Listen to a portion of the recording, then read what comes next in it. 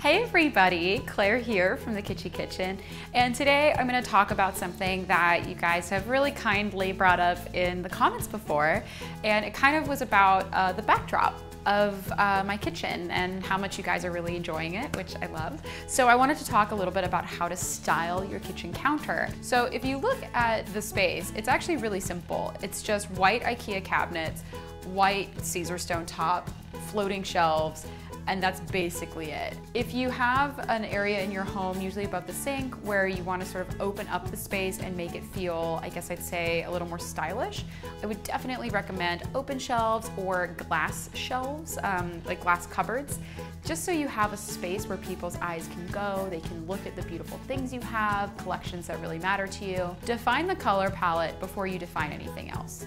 In this kitchen, I wanted it to be all kind of serene neutrals. So you'll see a lot of white, a lot of like barely blue, and then some hits of metallic. And the idea here is that there's nothing that's distracting. It all feels like it goes together. So once you've established what your color palette is, that's when you start playing with textures. One thing I always have in my kitchen spaces is a lot of glass and a lot of metal because it gives the light something to play with and pop. And it just adds a little bit of life to the space. The next texture I really like to play with is ceramic. So instead of getting sort of just plain white IKEA plates that are really boring and super simple, I like to use things that have a little bit more going on.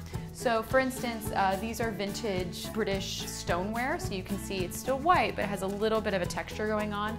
Heath ceramic has this really wonderful kind of hand-thrown quality, but it still has a really modern look. So as you're deciding the ceramics you want to have in your kitchen that you kind of want to have on display, choose things that have a little bit of texture, a little bit of shape to them, some life. It really does layer the space. So the third texture is wood, which to me, I love having little wood pieces. It immediately warms up a space. So if you have a really stark modern home and you throw a couple of wood pieces in, boom, all of a sudden it feels like a home, people live there, it has a little bit of heart to it. And it's not really wood, I mean it's paper, I'm gonna include it in the mix, but also books. I always love to have books on display in the kitchen space.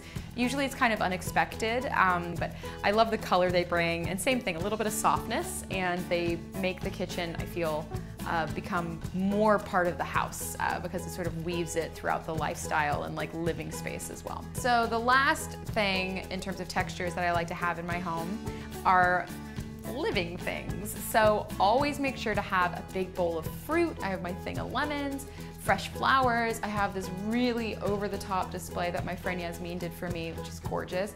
I love the idea of flowers that kind of explode out of where they are. So this one goes out from under and into the window, which I think is so dramatic and beautiful. And then I continue spilling it. We even have this little guy over here creating a little bit of interest in the kitchen corner. But all of that really just gives it a little bit of life, and it makes it feel really vibrant, and to me just adds a bit of freshness and color. So if you're gonna add color to kitchen space, I always like to do it with fruit and with flowers. So you've heard of the rule of 3. Basically the idea is that if you have perfect symmetry of 2 and 2 or 4 and 4, it is kind of boring for the eye to look at. But when you have 3, it creates a dynamic. All of a sudden there's some interest. So I like that idea in theory because it comes from the good place of like trying to create visual interest. But sometimes, I mean, I have stuff that is like kind of neatly organized and I think it looks really great. So you don't have to be married to a concept like that. The main thing is making sure that you play with a variance in height and size and that you group things together in little vignettes. If you are trying to renovate your kitchen but you don't want to spend a lot of money and you're trying to figure out, okay, what can I do? The easiest things to do is obviously paint, just paint it, like paint it white and it'll all of a sudden look fresh and gorgeous. And then the backsplash. I have this awesome tile that I love from Ann Sachs. It's hand painted, it has a great look to it. And because backsplashes are such a small portion of your house, it's a very small amount of square footage to have to cover. So you can usually go a little more exciting or choose something maybe a little more high-end than you would typically go. The other thing I want to throw out there is hardware. So if you want to just sort of rejuvenate your kitchen cabinets, buying some fresh drawer pulls will go so far to do that. Anyway, I hope that this kind of gave you guys a window into my approach when it comes to styling a space, especially a kitchen space. Please comment below. I really want to hear your questions. I want to hear what you guys want to hear about. Like, was this interesting? Do you want me to do this with other rooms? Let me know.